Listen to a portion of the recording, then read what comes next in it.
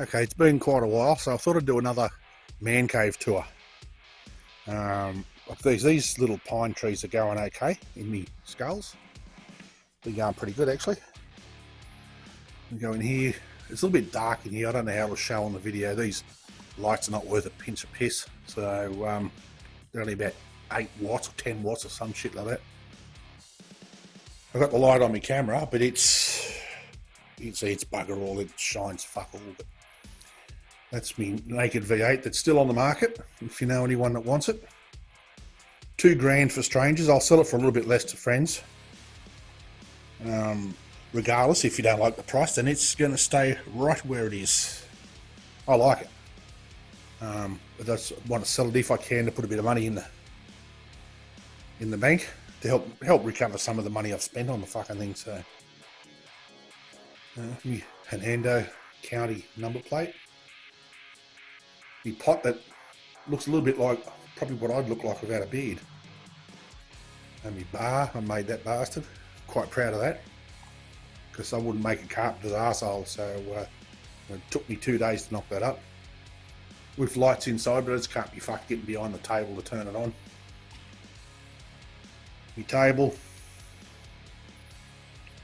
Bit of a steampunk look there with all the spanners. Those clocks at the back, they're for sale.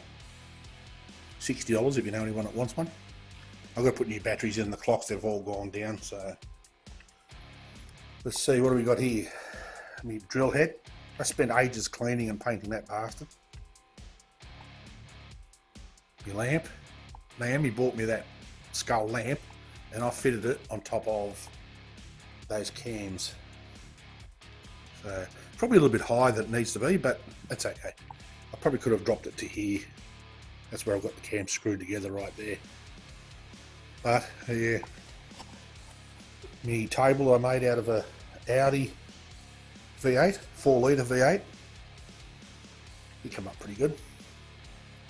That was the very first one. That's what got me to decide to start making coffee tables, because I enjoyed making that one so much. So that got me into it. That's my side table. That's made out of a crank and flywheel out of a war era, 1943, I think someone said it was, judging by the number. Crank, out of a flathead, sorry. And I should have one of those when I do the next one. It'll be well after my trip when I come back from up top. Cheers, hey. My skulls, there's Spots Art Gallery, Sean Henry. Hit him up. Look up Tattoos by Spot on Facebook and Insta. He does most of my tattoos. Good guy, good artist, excellent stuff. This poor little thing in here, the middle one, look, it's melted. That's how hot it gets in here when you don't open place up when it's hot. A lot of my skull collection. And my lighters, and my cigarette lighters collection. Terry on your Tezza. The Knights. Gidleys. Aquila Uarte, back when he could play. Can't play for shit now. The old Ned on your Ned. All that straight out of your ass toilet. And this, the fatty, bringing back memories. It's still around, still floating around town. Guy in town bought it off me. I still see it regularly. More skulls. More Harley stuff. Some good shit there. Me It doll. It talks. It also fucking moves. I'm sure that this bastard's haunted. Hang on, let me see if I can push the button.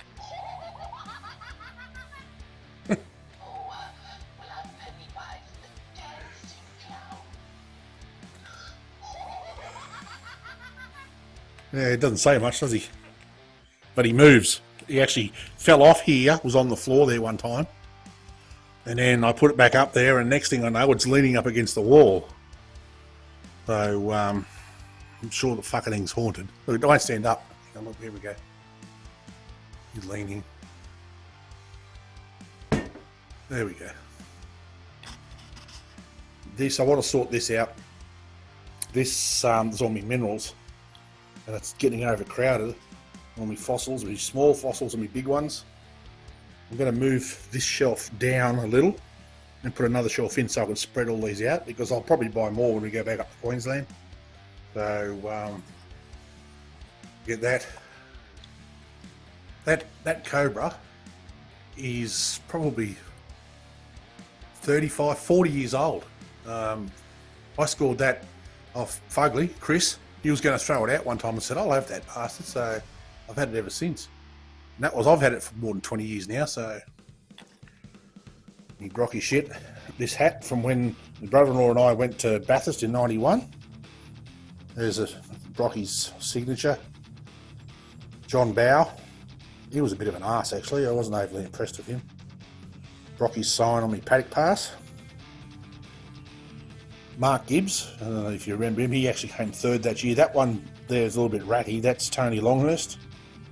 And underneath the breamer is Dick Johnson.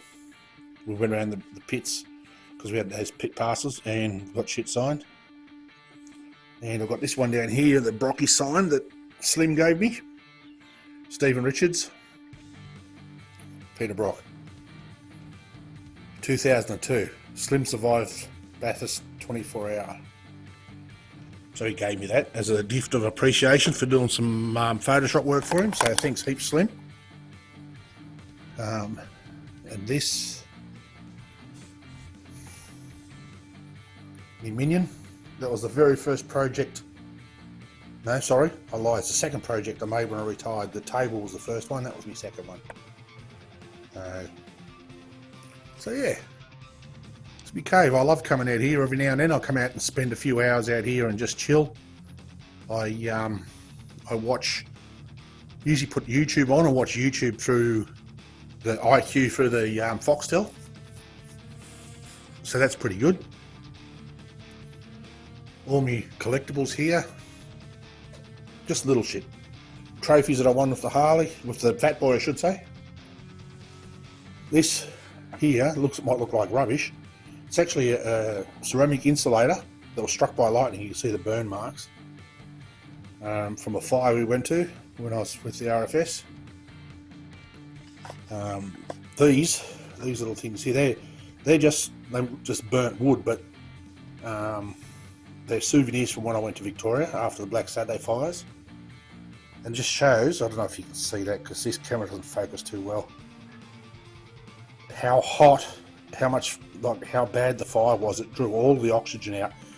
It got hot enough to burn those through and turn them into charcoal, but didn't burn them completely.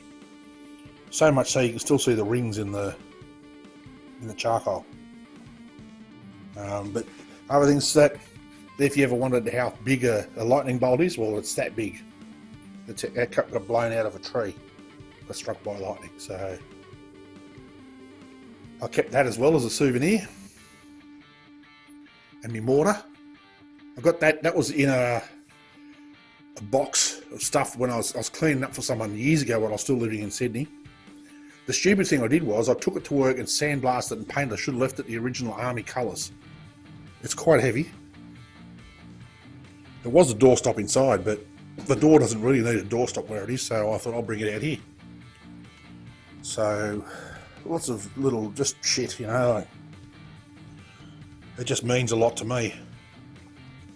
This Benson Hedges packet, look at that, with no warnings on it. It's still got the plastic on the bottom.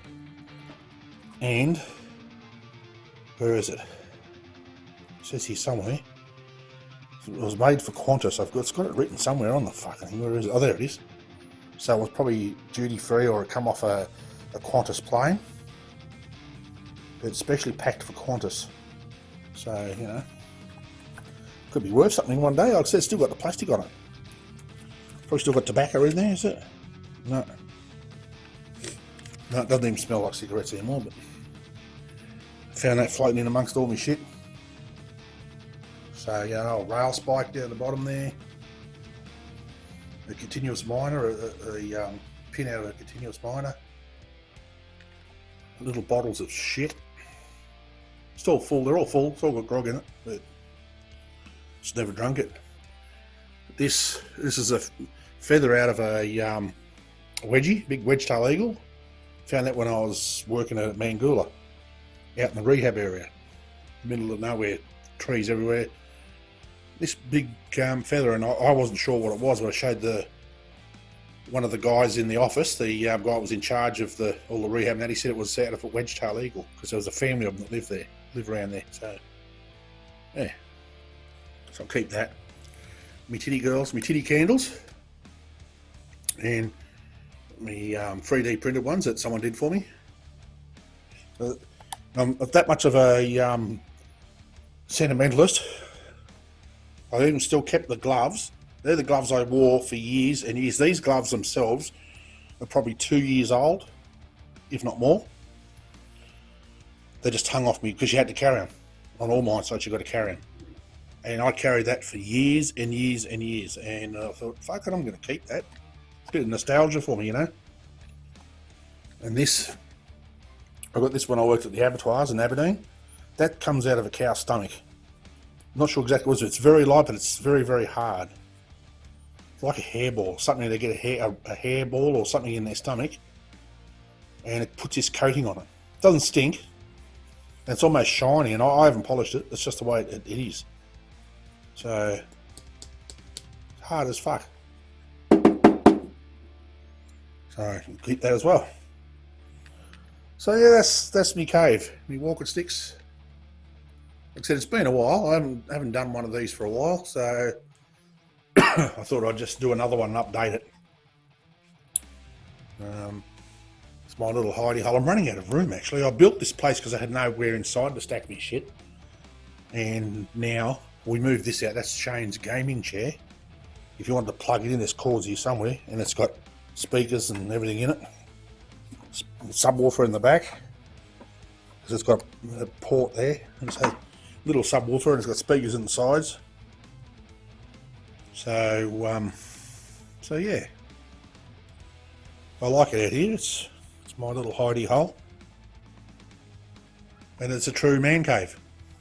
It's got manly things in it, stuff that I like, stuff that I find interesting, stuff I find collectible. So there it is. And I had to move that. That's over there like this.